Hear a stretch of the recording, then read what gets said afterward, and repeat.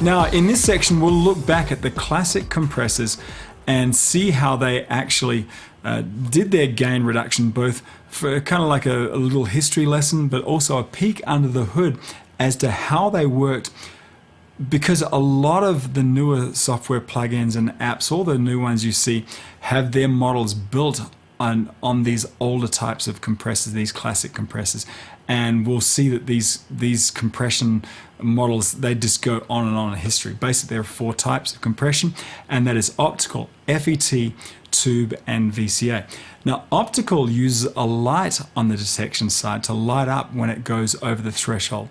And then the gain reduction side pulls down that gain in relation to the brightness of that light on the detection side because of the nature of the light, especially if the light was a filament lamp. The attack and the release time tend not to be kind of real linear. The Teletronics LA2A is probably the best example, most well-known example of optical compressors.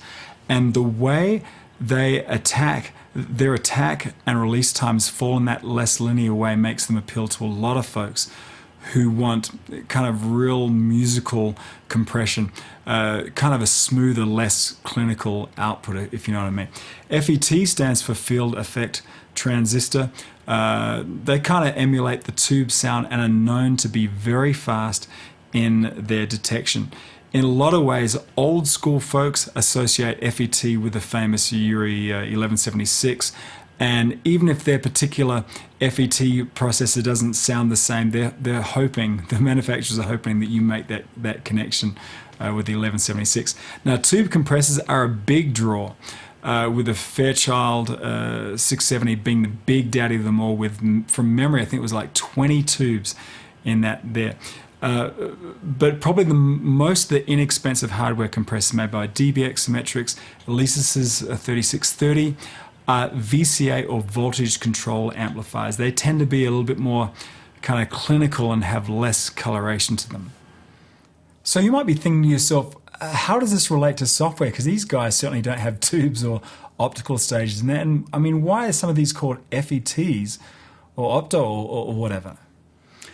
It's because these are actually based on models of those kinds of hardware compressors. I mean, the truth is, it's pretty easy to make an algorithm that just, crunches the numbers and gives you perfect numeric compression, but so much of kind of like what we find pleasing to the ear are those non-linear ways in which those old compressors worked. So, I mean, take an optical compressor, for example.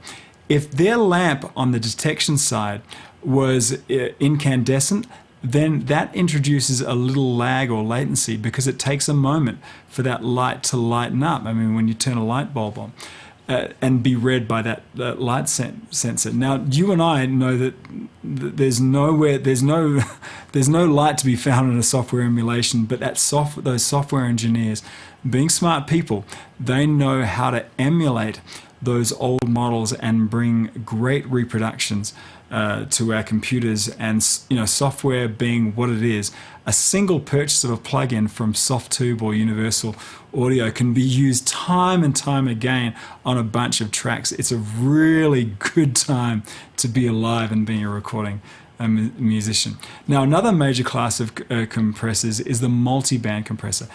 And up until now, we've seen how we can compress the entire signal. But what if you wanted them to be more specialized in terms of compressing your highs more than your lows, for example?